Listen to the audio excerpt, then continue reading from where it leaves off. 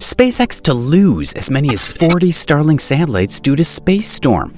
Elon Musk just encountered a huge problem. SpaceX is reporting that 80% of the satellites it launched in the first week of February are expected to burn up instead of reaching their intended location in space. The company sent 49 satellites to bolster the range of its Starlink project, but up to 40 of the satellites won't serve this purpose. Elon Musk and SpaceX have some serious challenges in front of them. Starlink is very much important to Elon Musk and his aerospace organization. Like we said in one of our videos, it's crucial to SpaceX's success. What really caused this mishap?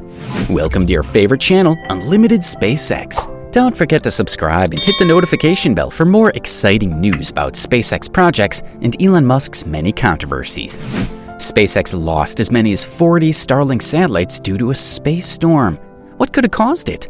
Are other Starlink satellites safe? Thursday, the 4th of February 2022 will always be remembered by Elon Musk and SpaceX. Nobody was expecting what really happened that day. Everybody in SpaceX woke up just like every other day. SpaceX launched the 49 satellites a day before that very date from the Kennedy Space Center in Florida into low Earth orbit. 80% of the satellites failed to reach their destination. Recently, Elon Musk's company just recently crossed the 2,000 satellite launch milestone, and they still have plans to launch many more. SpaceX actually applied for permission from the FCC to launch as many as 42,000 satellites into orbit. At 1:13 p.m. on the 3rd of February, Falcon 9 rocket launched 49 Starlink satellites to low Earth orbit from Launch Complex 39A, LC-39A at Kennedy Space Center in Florida. The second stage of the rocket deployed the satellites into their intended orbit, with a perigee of approximately 210 kilometers above Earth, and each satellite achieved controlled flight. A perigee is a point in an orbit about any planet that is closest to the planet, in this case, planet Earth. The company deployed its satellites into the lower orbit so that when worse comes to worse, if any satellite does not pass the initial system checkouts, it'll quickly be deorbited by atmospheric drag. It's a great precaution taken by the company. Though launching into the low deployment altitude requires more capable satellites, it takes a lot of initiative to do this, and it's the best thing to do to maintain a sustainable space environment. Don't forget to subscribe to this channel, and feel free to let us know what you think in the comment sections.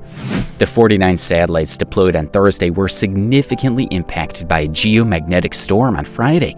Geomagnetic storms are the outcome of interactions between solar wind, a stream of charged particles from the sun, and Earth's magnetic field.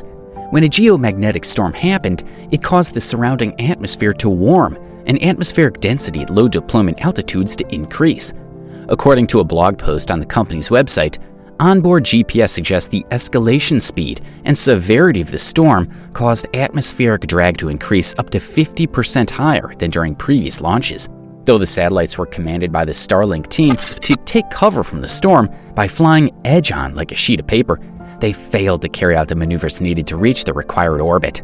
The command was activated so that the satellites would continue to work closely with the Space Force's 18th Space Control Squadron and Leo Labs to provide updates on the satellites based on ground radars. The company said on its website that preliminary analysis shows the increased drag at the low altitudes prevented the satellites from leaving safe mode to begin orbit-raising maneuvers. Up to 40 of the satellites will re-enter or have already re-entered the Earth's atmosphere, the firm said. The deorbiting satellites pose zero collision risk with other satellites. If they pose no risk to other satellites and they'll re-enter Earth, what'll be our fate? SpaceX designed their satellites in a way that if anything goes wrong, they don't pose any danger to anybody.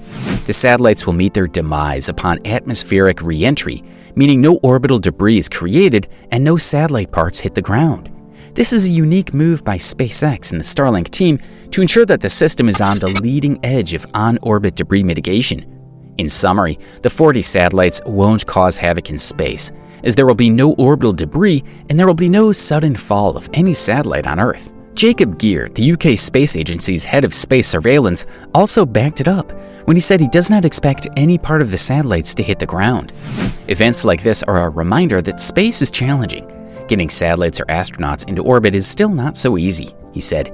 So you don't need to be afraid that something will drop from space as it did when Superman crash-landed on Earth as a baby in a Kryptonian spaceship. SpaceX didn't comment on the awareness of the storm. If they had known about the storm, you can bet that they would have postponed the launch. We can't say the same for NOAA. When commenting on the issue, the National Oceanic and Atmospheric Administration said that the geostorm was generated by a solar flare on the 29th of January. The agency monitors and measures geomagnetic storms on an increasing severity scale of G1 to G5. It also uses the planetary K-index. KP is its physical measure. A day before the launch of the 49 satellites, the NOAA had issued a warning for a likely geomagnetic storm of G1 to G2. On the NOAA side, a G1 storm can cause weak power grid fluctuations. Migratory animals such as birds can be affected, and the aurora is commonly visible at high altitudes. A G2 storm can trigger voltage alarms in high-latitude power systems, and if the storm persists for a long duration, it can cause transformer damage.